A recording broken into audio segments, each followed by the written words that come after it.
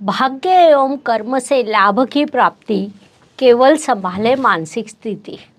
इस विश्व में शंबुक जैसे लोग अत्यंत कम होते हैं जो दूसरे को मोती समान बनाने में अपना स्वार्थ नहीं देखते। इस बात को मीन राशि के जातकों ने मुख्य रूप से ध्यान में लेना चाहिए। अत्यंत संवेदनशील लोगों के राशि के रूप में मीन राशि की पहचान है। नमस्कार, मैं एस्ट्रो गुरुमा डॉक्टर ज्योति जोशी आप सभी ज्योतिष प्रेमियों का हार्दिक स्वागत करती हूँ।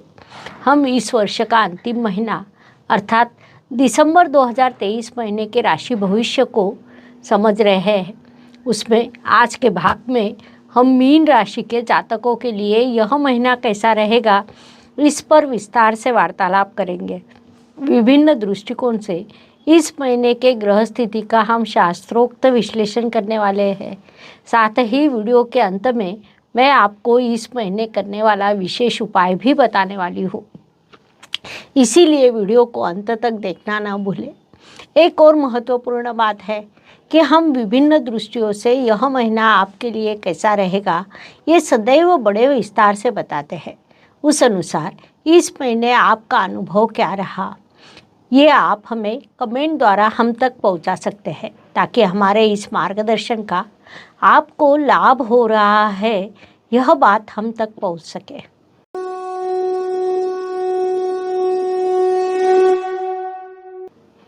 व्यक्तित्व की दृष्टि से जब हम विचार करते हैं तो राशि स्वामी की स्थिति महत्वपूर्ण होती है। मीन राशि के स्वामी गुरुदेव परिवार स्थान में विराजमान है, जिस कारण परिवार के सभी लोगों का विशेष ध्यान रखना, उन्हें क्या चाहिए क्या नहीं चाहिए ये देखना और उनकी प्रगति के लिए प्रयास करना, ये विषय इस महीने आपके व्यक्तित्व में विकसित होगा। साथ ही राशि में आया हुआ राहु आपके लिए अत्यंत महत्वपूर्ण रहेगा। जैसा हमें पता है कि राहु अटैचमेंट देता है, ऐसा राहु जब कुंडली के प्रथम स्थान में आता है तब कहीं न कहीं ईगो बढ़ाता है। मीन जातक अत्यंत संवेदनशील एवं सभी को साथ लेकर चलने वाले होते हैं, लेकिन राशि में विराजमान राहु आपको इसके विरुद्ध प्रभाव देगा, जिस कारण इस काल में आप अपने मूल स्वभाव के संदर्भ में, अपने विचारों के संदर्भ में, अपने व्यक्तित्व के संदर्भ में अत्यंत सावधान रहे, यह सलाह दी जाती है। धन परिवार वाणी की दृष्टि से विचार करें तो मीन जातकों के लिए ये महीना अत्यंत लाभकारी कहा जा सकता है, क्योंकि राशि स्वामी गुरुदेव आपके धन स्थान में विराजमान है, जिस कारण धन लाभ के कई अवसर निर्माण होना, परिवार में वृद्धि होना, वाणी अधिक प्रगल्भ होना जैसे शुभ प्रभाव आपको प्राप्त होंगे।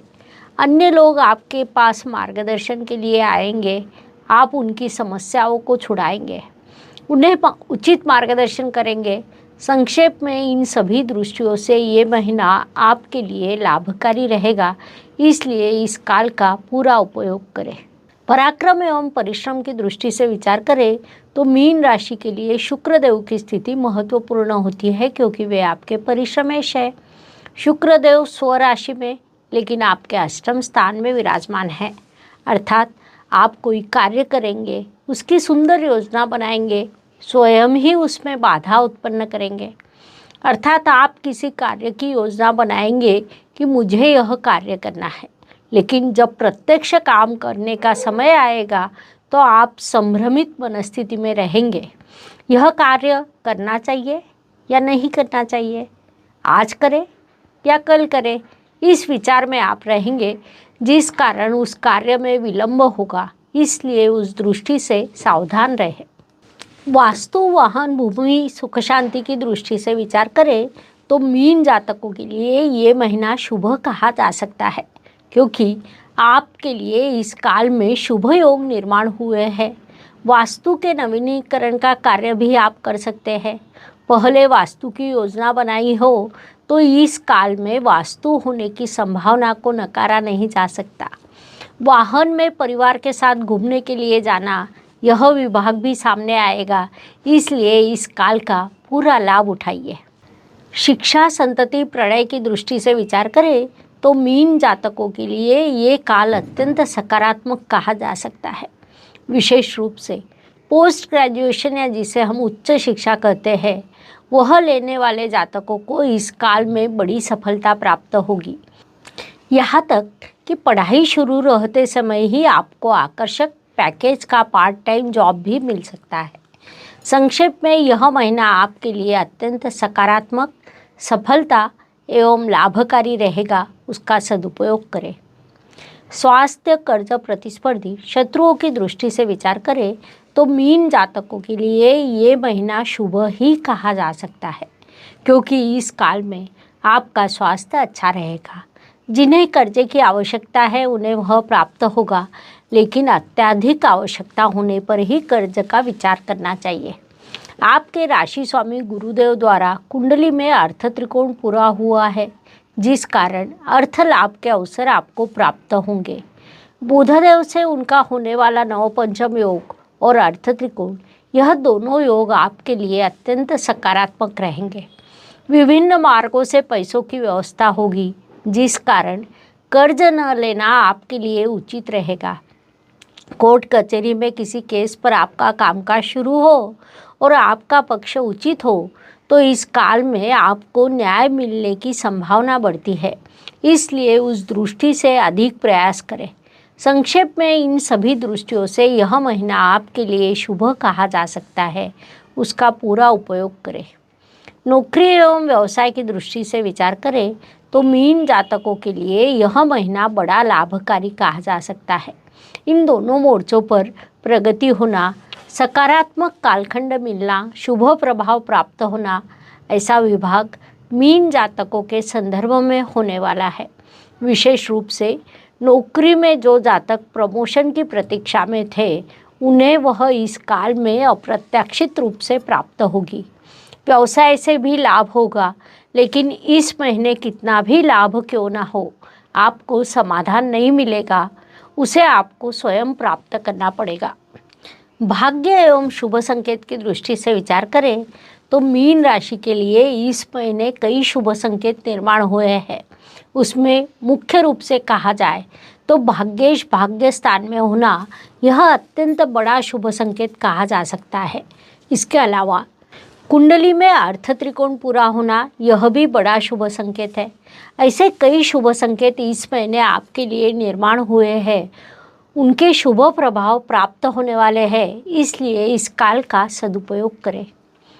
कर्म की दृष्टि से विचार करें तो मीन राशि के लिए पुनश्च गुरुदेव की स्थिति महत्वपूर्ण होती है, क्योंकि राशि स्वामी के साथ वे आपके कर्मेश भी है। गुरुदेव इस काल में आपके धन स्थान में विराजमान है, वहाँ से उनकी दृष्टि आपके कर्म स्थान पर है, जिस कारण कर्म और धन का एक सुंदर समन्वय हुआ है। उससे आपके कर्म सकारात्मक होंगे, साथ ही आपको धन प्राप्ति भी होगी, इसलिए इस काल का पूरा लाभ उठाइए। लाभ की दृष्टि से विचार करें तो मीन राशि के लिए शनिदेव की स्थिति महत्वपूर्ण होती है, क्योंकि वे आपके लाभेश है।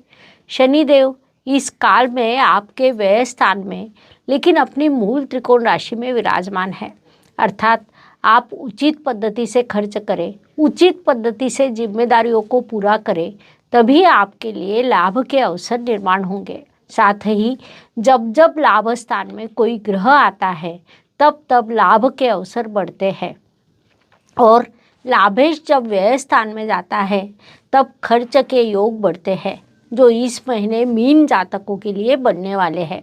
इसलिए उस दृष्टि से जागरूक रहिए। व्यय एवं परदेश गमन की दृष्टि से विचार करें तो आपके व्यय स्थान में शनिदेव विराजमान होने के कारण आपके लिए 7.5 का प्रथम चरण शुरू हुआ है।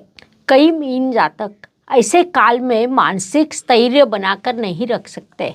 वास्तव में देखा जाए तो अत्यंत सकारात्मक कालखंड होने के बाद भी व्यय स्थान में विराजमान शनिदेव आपको मानसिक स्थैर्य प्राप्त नहीं होने देते, जिस कारण आप संभ्रमित हो जाते हैं, जिससे आपको मानसिक, सामाजिक, आर्थिक मोर्चे पर परेशानी होती है। इसलिए उस दृष्टि से जागरूक रहे। जीवन सुख दुख और उतार चढ़ाव से भरा होता है। कोई भी व्यक्ति संपूर्ण सुखी या संपूर्ण दुखी नहीं हो सकता। उस अनुसार हर दिन सभी के लिए समान नहीं हो सकता। महीने के कुछ दिन सुख, समाधान, सफलता लेकर आते हैं तो कुछ दिन संघर्ष, कठिनाइयाँ और तनाव से भरे होते हैं। इस दृष्टि से मीन जातकों के लिए 3, 13 और 21 यह दिन सुखदायक तथा शुभ रहेंगे। 1, 11, 19 यह दिन अशुभ एवं तनावपूर्ण रहेंगे। इन दिनों में आप कठिनाइयों, बाधाओं और समस्याओं का अनुभव करेंगे, तो मानसिकता बना ले, आगे बढ़े। उपायों की दृष्टि से विचार करें तो ज्योतिष में अत्यंत छोटे छोटे लेकिन बड़ा परिणाम करने वाले उपायों को बताया गया है। अशुभ चीज़ों की अशुभता कम करने का, शुभ चीज़ों की शुभता बढ़ाने का उनमें सामर्थ्य होता है।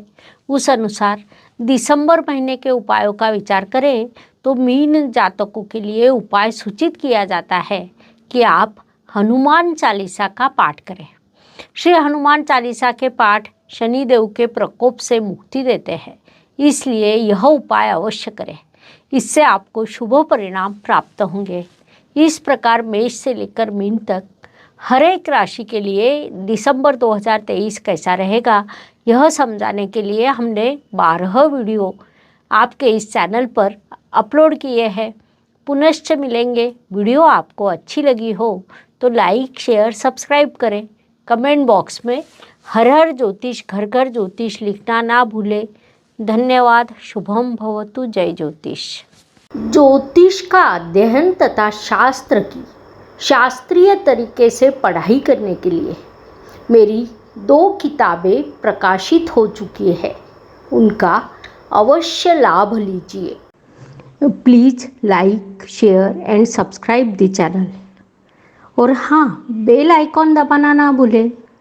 धन्यवाद।